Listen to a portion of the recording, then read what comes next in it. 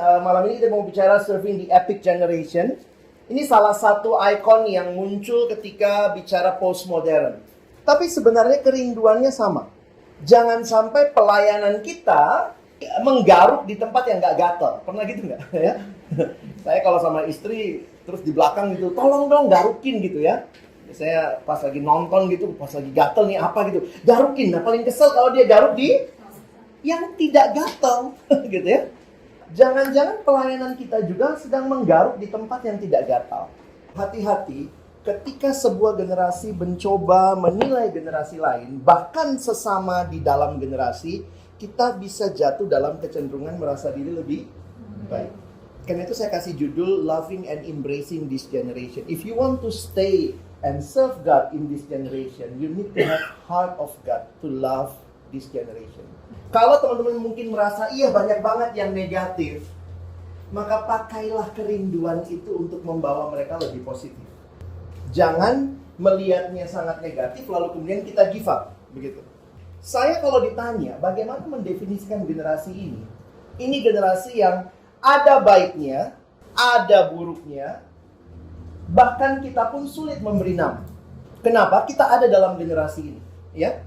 Teman-teman dan saya juga ada di dalam generasi ini. Kita bilang mereka gadget freak, kita juga dari tadi mungkin lihat HP mulu gitu. Kita paling marah kalau wifi mati. Paling marah kalau nggak ada colokan. Saya makin melihat hati-hati kita terjebak di dalam mendefinisikan generasi ini hanya berdasarkan satu sudut pandang. Kalau orang-orang tua ngobrol, biasanya apa yang dibilang tentang generasi ini? Biasanya jelek-jeleknya. Nggak kayak kita dulu. Anak sekarang nggak tangguh. Maksudnya apa? Kita lebih tangguh. Memang generasi itu begitu ya, Opung kan memang zaman perang. Jalan kaki 3 kilo, nggak pakai sepatu. Jadi kayaknya Opung lah yang harus dimuliakan karena begitu. Dalam hati anak sekarang didengar cerita gitu, salah Opung, siapa suruh hidup dulu gitu ya. Teman-teman dan saya sedang melayani generasi yang kita harus kenal mereka supaya kita betul-betul bisa menggaruk di tempat yang gatal. Karena itu kita perlu menggali lebih dalam. Ada satu buku yang waktu itu saya ikut seminar, lalu ada dosennya juga ngomong, kita perlu belajar membaca zaman. Sama seperti PA, kita butuh eksegese zaman. Dia mengatakan di setiap zaman pasti ada sesuatu yang disukai. Sesuatu yang jadi highlight misalnya. Nah, kita pun harus bisa membaca, nah ini kalau bahasa sekarang trend.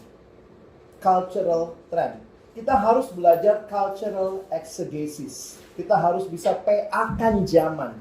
Setiap teks, ini kalau pakai bahasa sederhana aja ya, itu ada yang namanya pre-text. Kalau PA. Siapa penulisnya, ditulis di mana, ditulis kepada siapa, bagaimana bentuk penulisannya, kenapa dituliskan, itu semua namanya pre-text.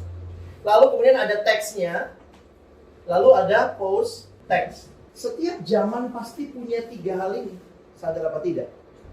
Makanya saya bilang sama teman-teman tadi, jangan cuma lihat fenomenanya, ini trennya, ini gamenya. Tapi saya lihat bahwa orang-orang yang sangat teliti membaca zaman ini sayangnya bukan gereja, tapi orang periklanan, orang game developer. Mereka sangat bisa membaca apa yang diinginkan generasi ini. Saya udah nggak kebayang tuh ya, mana mungkin anak-anak mau main game yang panjang. Ada beberapa gelintir anak yang seneng game yang panjang. Waktu lihat Hago, lu mau panjang bisa main Ludo sendiri, itu panjang banget. Itu.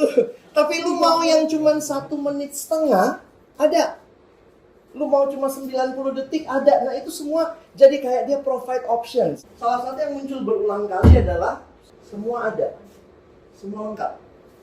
Baca apa yang menjadi paling nggak pretext-nya generasi ini. Apa sih sebenarnya yang menjadi at the heart of their problem? Kenapa anak sekarang lebih senang mengekspresikan di Spotify, di status WA, di medsos? Kira-kira kenapa? Lihatlah betapa mereka sangat butuh tempat untuk bisa mengekspresikan diri mereka. Dimengerti, mau berdampak, nggak mau cuma biasa-biasa saja. Kenapa? Hampir semua sekarang itu bisa di show off. Kesannya buat sombong, tapi sebenarnya di sisi lain mereka mau berdampak. Saya ketemu satu siswa, itu anak itu yang salah satu yang menginspirasi saya.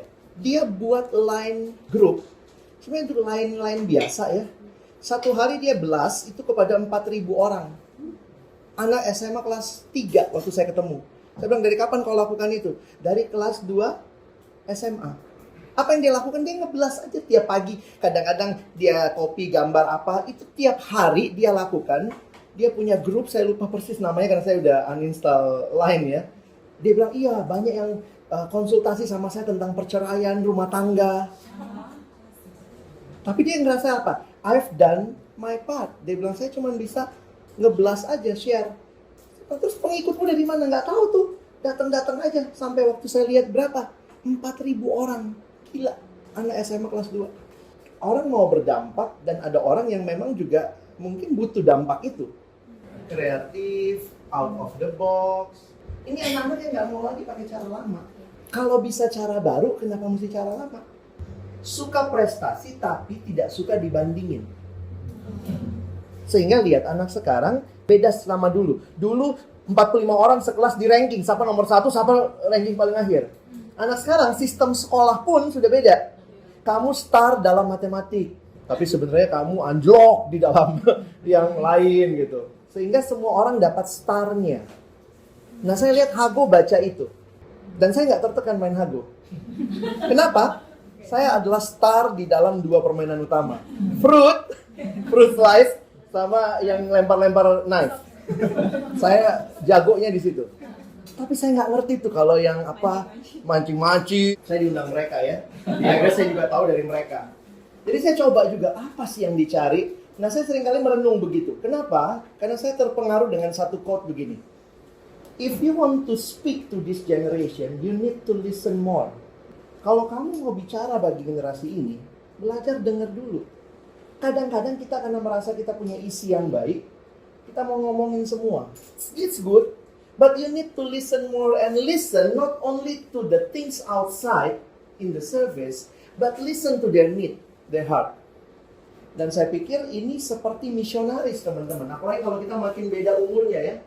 Kita dulu suka pikir misionaris itu yang datang dari Amerika, yang datang dari Eropa. Tapi untuk melayani generasi ini, beberapa buku yang saya baca dia katakan you need to be a missionary.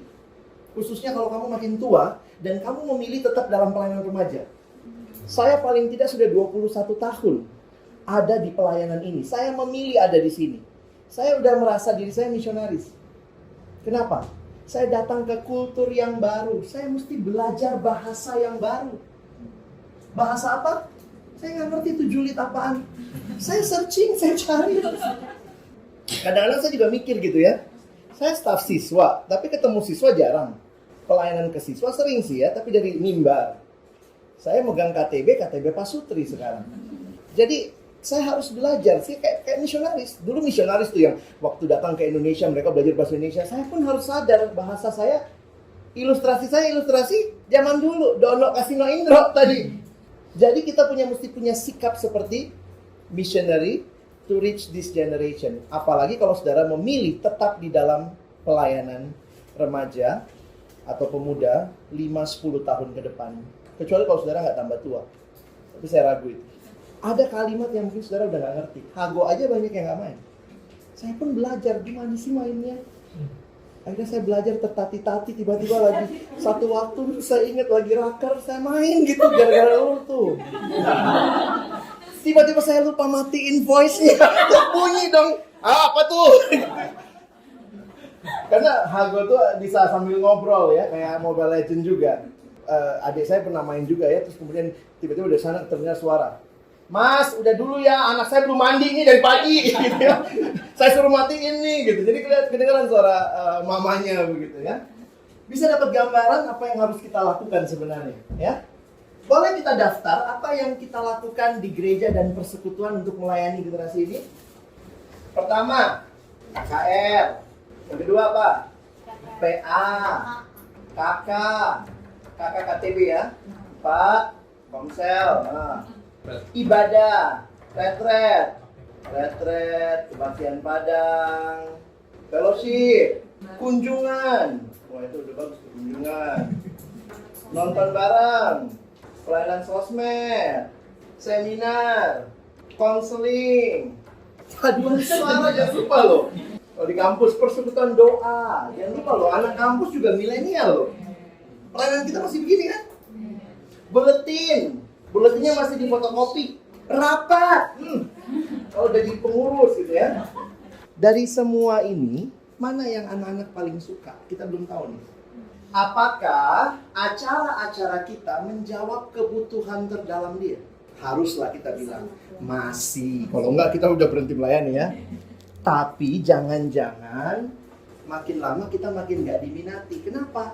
Ini lebih menarik nih. Yang baca kebutuhan mereka, ini. Pelayan di gereja nggak baca lagi. Kenapa? Sudah 20 tahun kita pakai metode yang sama. Tidak boleh berubah. Sampai Tuhan Yesus datang kedua kalinya. Mungkin bukan retretnya yang diubah. Bisa bicara konten, tema, packaging. Kalau orang harus dilayani sampai kedalaman seperti ini, pelayanan model apa yang dia butuhkan? Makanya buku-buku sekarang banyak bicara tentang kehadiran, pelayanan personal. Memang sih kayaknya lebih capek dari yang lama. Yang lama saya diundang KKR, kayaknya semua bertobat gitu ya. Pulang semua berubah, minggu depan udah bersaksi di gereja. Ini dia di KKR ini kita yang bertobat. Iya, saya berapa kali tuh bimbing KKR saya yang bertobat. Gue salah apa Tuhan? Kenapa? Karena makin jarang loh yang angkat tangan. Karena mungkin buat mereka, lu gak kenal hidup gua. Lu tau datang lalu tantang gua, lu bilang hidup lu kayak begini. Apalagi kan kami pembicara tuh banyak penghakiman ya kan? Siapa yang masih nonton film porno di sini? Saya masih sangat yakin khotbah itu Tuhan pakai. Tapi saya juga harus katakan, mungkin teman-teman yang follow up mereka pribadi itu akan jauh lebih penting ketimbang kami yang berkhotbah. Saya masih terima KKR. Kalau saya selesai KKR, saya suka bikin dalam hati, siapa yang lanjutkan bicara heart to heart dengan mereka. Pembimbing remaja sekarang itu seperti orang yang lagi memahat sang remaja itu. Dan mungkin yang dipahat harus satu persatu. Mungkin nggak bisa banyak. Nah, ini jadi pergumulan kita ya.